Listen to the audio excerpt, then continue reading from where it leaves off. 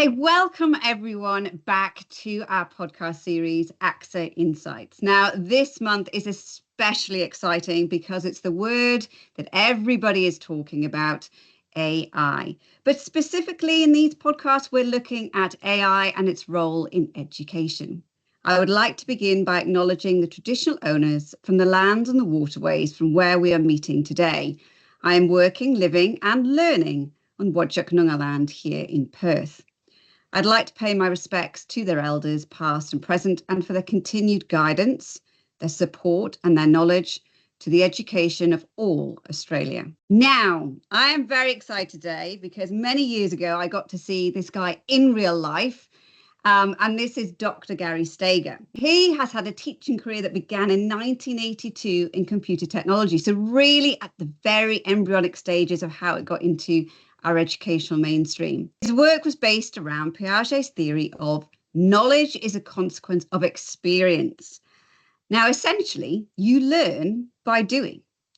Gary has had the privilege of working alongside and under the guidance of Seymour Papert, whose work on mathematics and computing changed the educational landscape. As the author of Invent to Learn, Making, Tinkering and Engineering in the Classroom, he continues to engage in curriculum theory and practice and be at the forefront of keeping up with educational change. Now, it is no surprise that he has been in the AI space before it really became into the public conversation. His recent collaboration with Ken Kahn has led to The Learner's Apprentice, AI, and the Amplification of Human Creativity. It is with great pleasure we welcome Gary to AXA Insights today. Thanks for having me, Anna. It's lovely to see you. Gary, I'm going to start off, before we get anywhere into the AI space / vortex that is going on quite now. My own experience of looking at Seymour Papert's work was being a young girl in the early 90s where we were put into a computer lab, which was one of these dark rooms and and we were taught how to use a computer. But I have this vivid memory of how wonderful it was to use Logo and the mathematics behind it.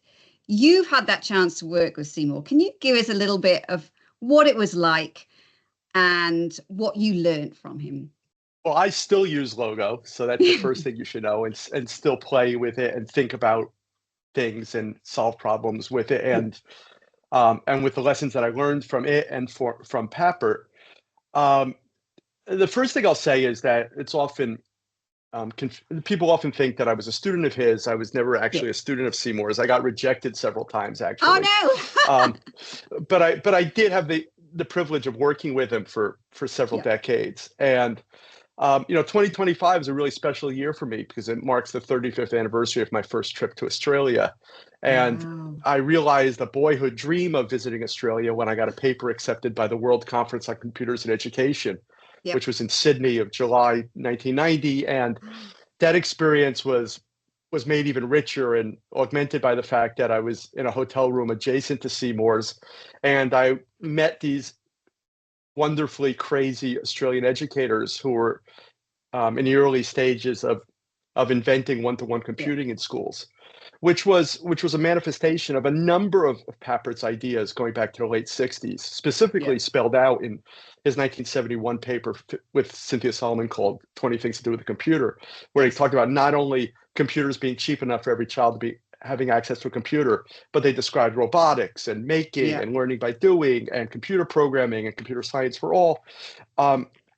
And here were these Australians who had recognized that computers were becoming more portable and smaller and less expensive, and maybe we could put them in the hands of kids.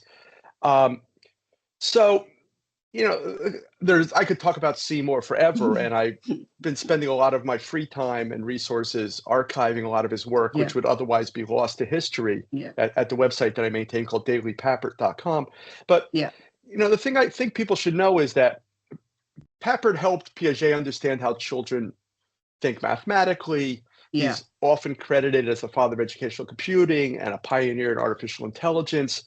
And we'll talk about AI more specifically, but in those early days of the Artificial Intelligence Laboratory at MIT, they were focused on children and learning. And they referred to the computer as the children's machine. And Papert had the mind of a scientist, but the heart of an artist. He was a Oh, powerful combination of brilliant, yeah. playful, deadly serious, and with the benefit of history, I think he was rarely wrong.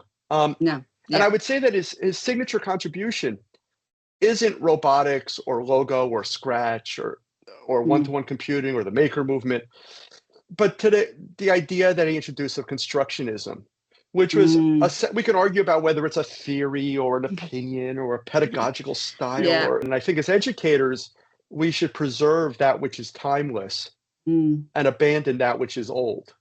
There's a yeah. difference. We should be able to make the distinction between old and timeless. Yeah.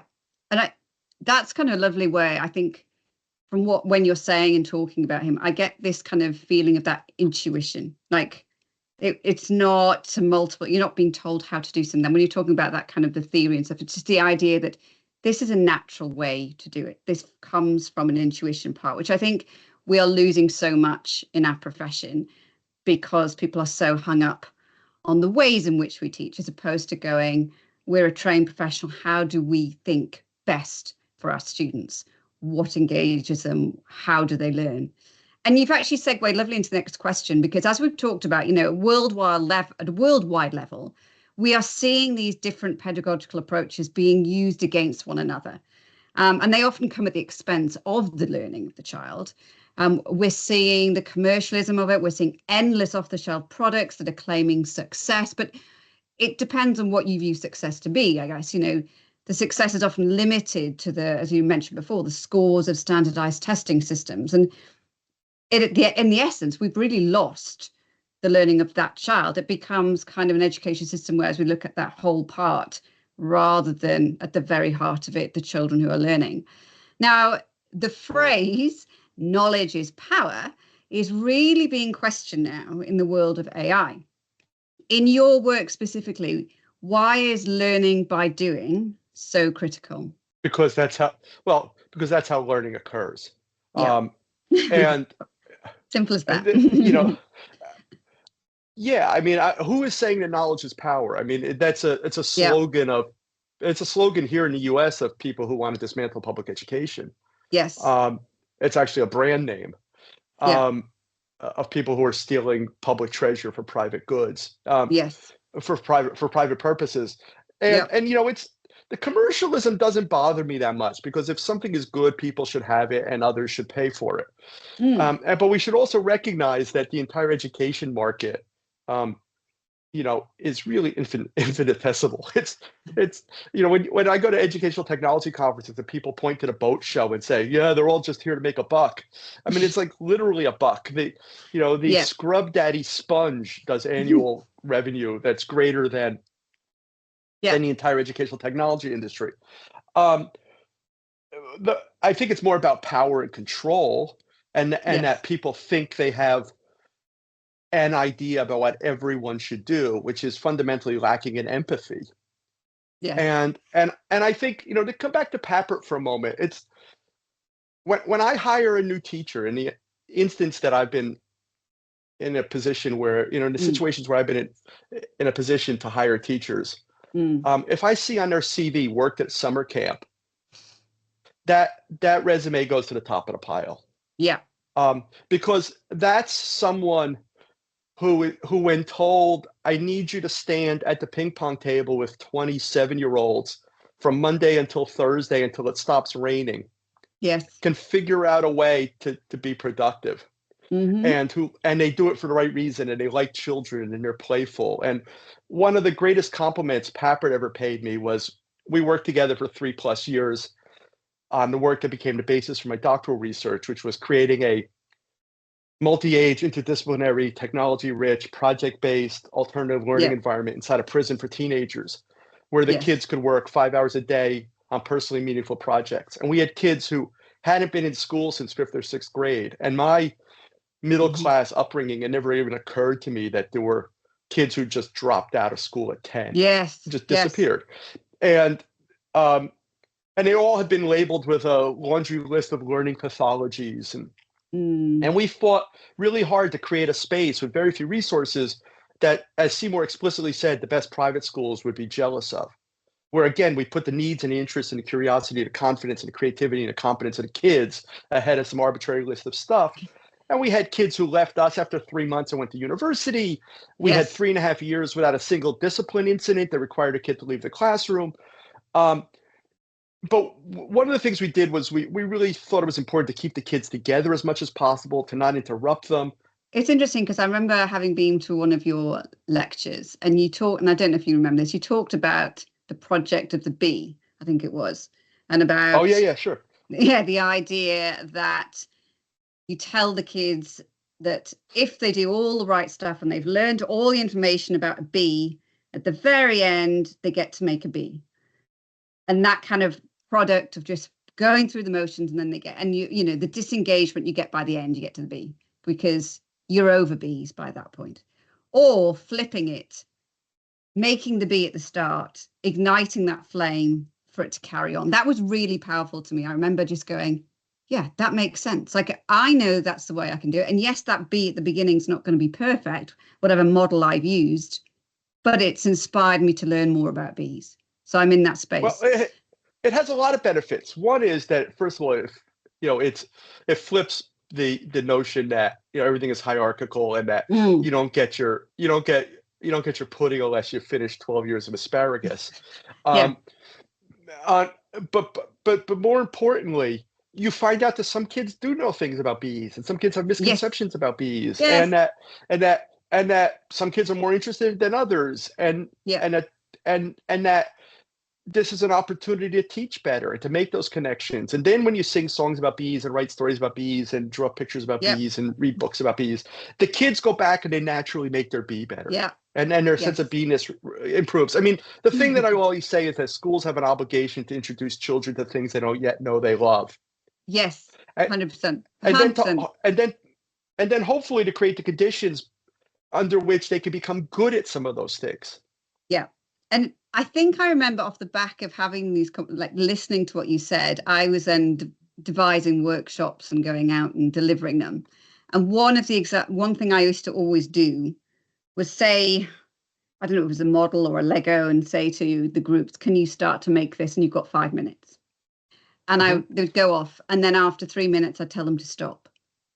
And I'd ask them what their emotions are. And 90% of them were angry, frustrated, because they didn't have time to finish the task off. And as you were just referring to before, this kind of the interruption that we put on education is that we don't give children time. It's that kind of, we're constantly pushing them on to the next thing. And I just remember everyone being quite powerfully that emotive feeling of like, but that's not long enough. And that's what we do, I think. Time is the scarcest resource in schools. Yes. Yeah. And, I mean, I've had a million of these examples, but, I was working in a school here in Los Angeles, and I came home and I said, the kids get, the school suffered from what I call the poverty of abundance. Yeah. There was so much good stuff to go to. They never got good at anything. And it fundamentally it's disrespectful to the learner. But, I came home and I said to my partner, Sylvia, the kids spend 30 minutes in music and then they go to making for 30 minutes, or they, and she says, I know what you're thinking. You would take all the kids for an hour. I said, no, what I'm thinking is I would take the whole school if I could have them all day. Yes. I would, class size doesn't throw me at all. The time does. No. I need more time always. And that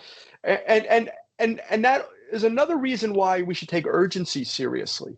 One of my heroes, this great civil rights leader and author and educator, Jonathan Kozol, used to say that, you're only 7 once. And every time we say next year or we'll get through it, in 2 years' time, it'll be easier.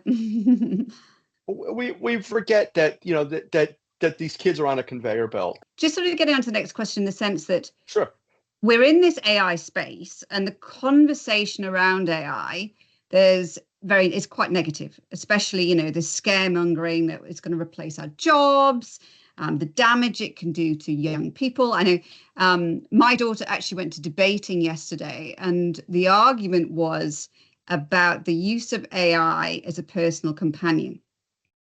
And they were actually arguing for the chatbots. And it was actually really interesting because it opened my eyes. General people were like, no, you can't have friends who are chatbots, whatever it was. But actually being able to understand the demographic of so many people who would benefit from that situation. So, we can talk about all the negatives, but is there, I suppose, anything that we should show caution to when we're looking at AI through that educational lens? Sure. I think the gullibility is corrosive and a symptom of lazy teaching. But this is a byproduct of the notion that you should have had a P to 12 ICT requirement in the first place. Yeah. I like to say that every time a well-intentioned adult gets a bright idea of something that everyone should be taught, a music teacher dies. And look, if you were working in a rational system, you would say, hey, you know what? If we taught kids computing over a 12-year period, we would have no idea what they would be able to do in year 12. Because no one's had any experience with this. Again, knowledge is a consequence of experience. So what we would do was we would build it year by year, and we would learn from best practices, and we would fix things, and we'd improve, and the technology would change. And then we'd have a much clearer vision of what was possible.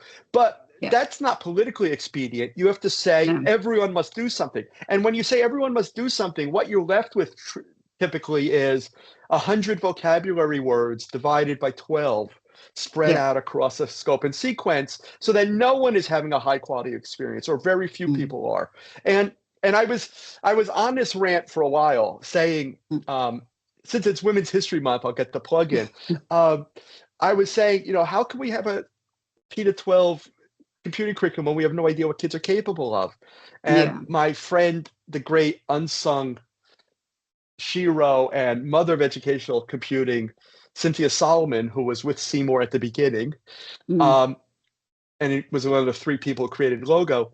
She said, of course we know what kids are capable of. They're capable of surprising us. So if I could share one more 15-second story. I was teaching at a school in Melbourne last year, and we were doing some stuff with AI. We were solving some problems, and kids started seeing if AI could write some of the code to help us get better at solving the problems. And it was really accelerating what we were capable of doing. And as Papert used to say, if you can make simple things easy to do, you can make complexity possible. And in the course of 45 minutes or an hour, we had achieved a remarkable amount of progress in tackling this computationally rich problem. Okay, fast forward 2 days. I'm running a family making workshop at the same school using the microbits. We've got preschoolers and high school kids with parents, and it's chaos. And I'm running this 3-ring circus, and we're doing physical computing with the microbit. And I recognize one of the kids as one of the year 7s I worked with a couple days earlier. And he's insisting on programming in Python instead of make code. And I said, look, man, it's going to make my life easier if you program in make code. It's going to be easier for you. Python's a bag of hurt. Why do you want it? He said, I want to use Python. I prefer Python. I like Python. And I'm like, okay, I'm not going to argue with you. Fine. Use Python. And I went about my business. And then I sort of stopped, and I looked back at the kid, and I said, where'd you learn to program in Python? And Anna, I swear to God, he said, in your class yesterday. Oh. Now, the truth is, I don't know how to program in Python. No, I keep trying, and then I'm like, oh. But as a teacher, I'm that good. Yes. Oh, that's lovely. But he's convinced himself that I taught him. Okay, cool, fine, I'll take the credit. Okay, exactly. I was going to say, take the credit for that. But I created the conditions for that to be possible. Yes, that is exactly right, isn't that? And it's all about that, creating the conditions for and because I've programmed it, because I've programmed in other domains, if I ask an AI tool to write some code for me and it's not behaving properly, I could probably figure out what's going wrong, even though I don't understand the syntax. And the other thing I'm thinking a lot about in this regard is, you can tell me if this analogy is good or not. I think it's imperfect, but it might work. If you want to argue that we don't need to program anymore, or the world doesn't need more programmers, well, okay, if you view education in vocational terms, sort of transactional terms, which I've never done. But then one could make the argument that we shouldn't teach music anymore because we certainly don't need more musicians. I mean, My phone has a million songs in it. Yeah. What do we And need more AI can just, music for? yeah. What do we Yeah. need more? And the reason why we need more music is it progresses the race. It makes us more Yes. human, and it creates beauty and joy. And Yes. because the skills I learned in a public seventh grade of composing music and programming computers felt good in my brain Mm-hmm. and opened up a set of epistemic lenses that helped me navigate the world. Yes. And why would we not want kids to have access to Mm. those kinds of experiences? Now, does everyone have to follow that path? Absolutely not. I couldn't Mm. care less.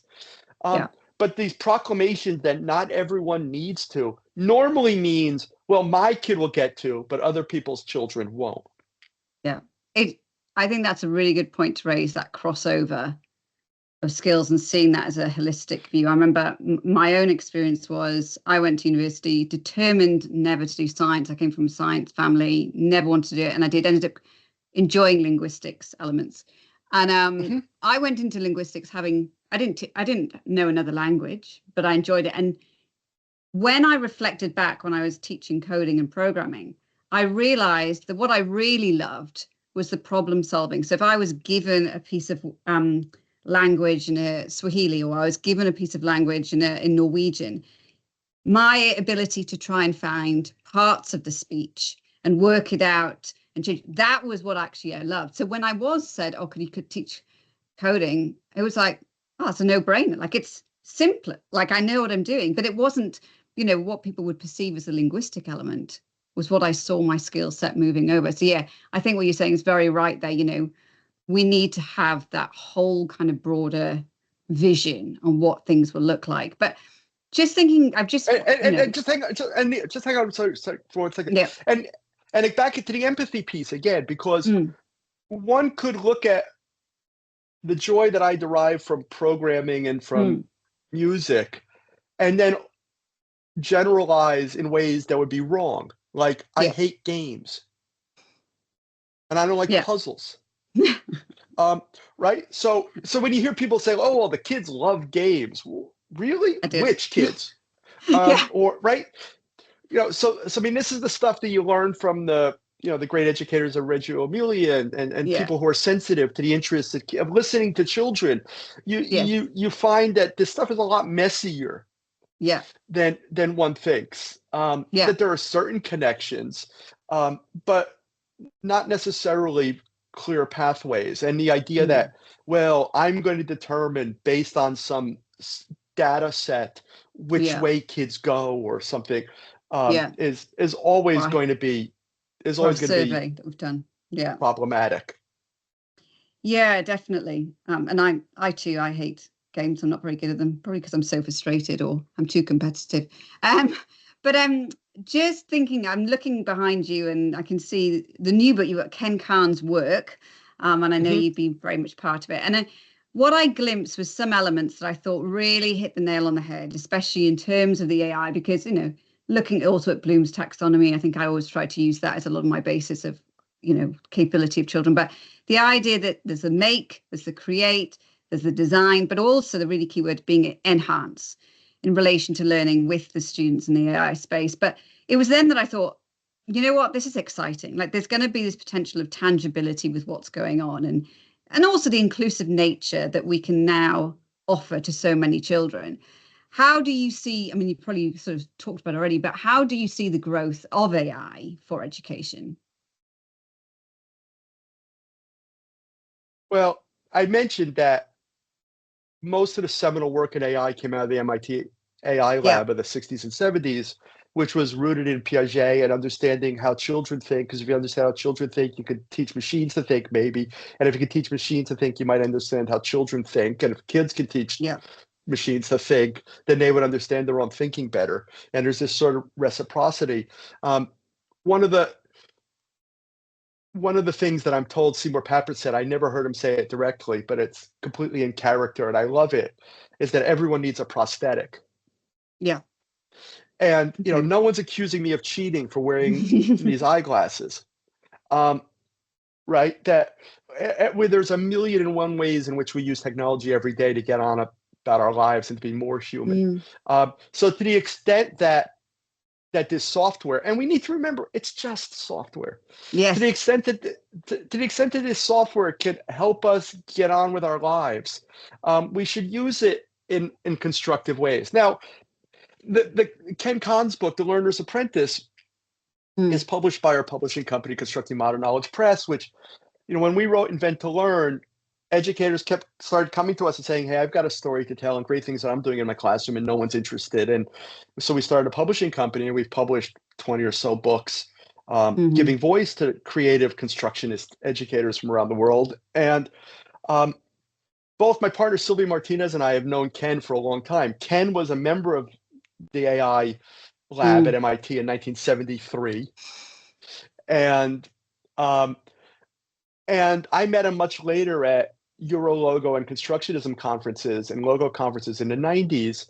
And Sylvia met him independently because she was an executive producer and vice president of consumer video game companies, educational game companies. And she used to go to the video game developers conference. And a couple years in a row, you've had this experience.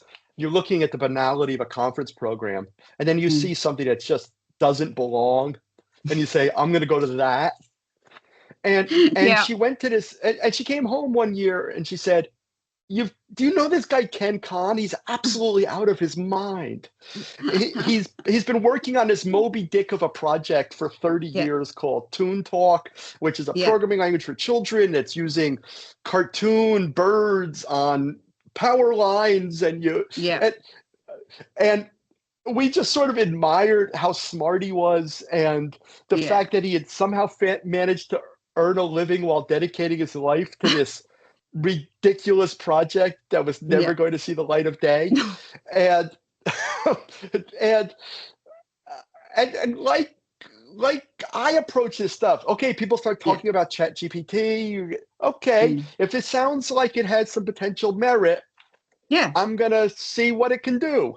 And I'll approach it like a second grader might, and I'll see if it can add something to my life. And I think around the same time, despite the fact that Ken had been working in the AI space for over 50 years, he started doing the same thing. And when he started asking it, hey, can you make me a program that does X? And it would come back with something that was reasonable, and that would inspire him to ask a deeper question, test a larger hypothesis, modify, debug. He realized, hey, wow, there's a lot of really good stuff here. And given that every other book on AI in education was either filled with empty calories about how this was going to murder us or make teacher paper marking easier, we thought it was important to have a book that was in the vein of using AI as an intellectual partner, as a creative collaborator, that would enhance our humanity, that would increase our capability, that would add value to our lives. And so I didn't have a lot to do with it other than having the idea and asking Ken if he was interested. But Sylvia and Ken worked on the book for about a year. It was exactly a year till it came out. And I think actually it's nicely just next question, really thinking about it, because many claim, as you just sort of described, that AI is going to make teaching loads easier. We have the reference to, we put in the answers to a paper and it spits it back to us, and we've got this data. And it's very much seen as a product. We're seeing that increase of the AI tools for teachers and whatever it is. But, historically, we know that digital implementation takes far longer than it should. And for the majority, this is due to a lack of confidence, or, the old kind, I don't want to break the system, or I don't want to touch something and it'll break. But can you give us a quick breakdown of what, I think you already have, talking about the software, what AI is and what should we be looking for best practice for teachers? Well, I think to start with what you were hinting at there, it's even simpler. No one wants to do clerical work. So I think one of the things I learned from Papert is that computers or technology or hardware or software can be used to benefit one of three constituent groups: the system, the Mm. teacher, or the learner. My interest is on benefiting the learner because it's got the greatest return on investment. Um, if you're trying to make work that teachers probably shouldn't be doing in the first place um, quicker, more efficient, it's probably a fool's errand. The way you have Mm. fewer papers to mark is by assigning fewer papers. Absolutely. Practically, the incomplete is the greatest thing greatest tool a Yeah. teacher has. I mean, Yeah. no, but you want to you want to get a parent involved in a kid's education, give them an incomplete. You want to get a kid. I mean, again, in grad school, I had people who had incomplete so long that when they came to me, I didn't even remember them anymore. Yeah. Um, and at that point, I just turned it around on them. I'm like, Yeah. oh, what do you propose? Mm. You Yeah. you know, I'm not doing any more work. Yeah. So Yeah. what's your proposal?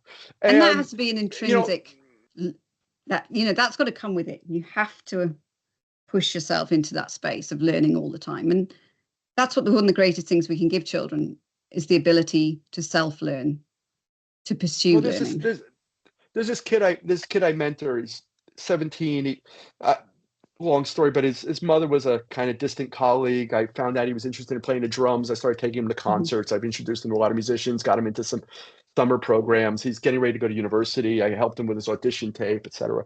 And this is a kid who literally at 18 months old went to a gifted preschool where they IQ tested 18-month-olds, right? And he's been told he's clever his entire life, and he's got to private schools, and we could talk about that and how they did Mm. despite the fact that their primary responsibility is getting kids into university, how they did everything imaginable to get in the way of him actually doing that.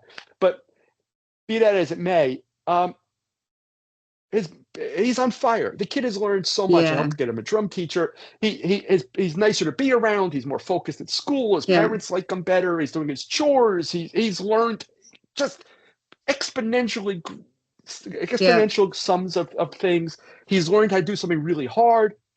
Yeah. And um, and I'm convinced it's because after an entire life of being told he was clever, this is the first time in his life that adults he respected have said to him, "You really suck."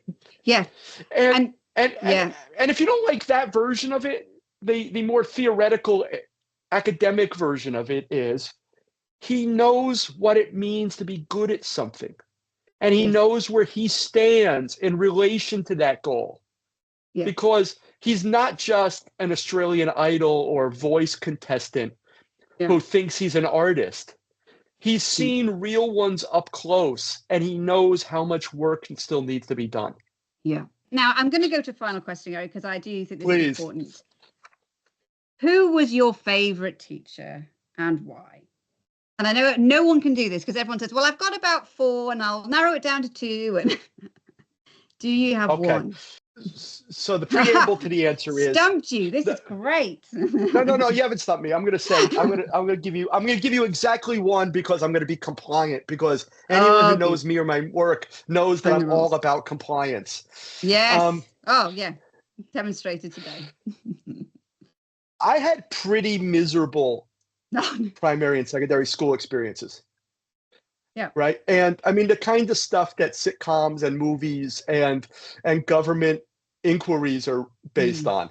However, throughout that entire experience, there was always at least one teacher I could hang out with, and that was collegial. And so the story I'll tell is, I've told it before, but I had a year 7 social studies teacher named Bob Frail. Mm. And Mr. Frail was thought of a little bit as a hippie, and he got in trouble for teaching year 7 kids deep relaxation techniques because he was teaching Eastern religion or something. And we were asked to buy novels with our own money so that we could read historical fiction Mm. in a social studies context. And we made films in the mid 70s. And he was an extraordinary teacher. And I know that at 12 years old, at any moment we were going to have to march to save Mr. Prail's job. We knew that the system didn't like Mr. Prail, and we knew that Mm. every kid who ever came in contact with him had their life irrevocably improved by the experience because he put our needs and passions and capabilities ahead of some arbitrary list of stuff.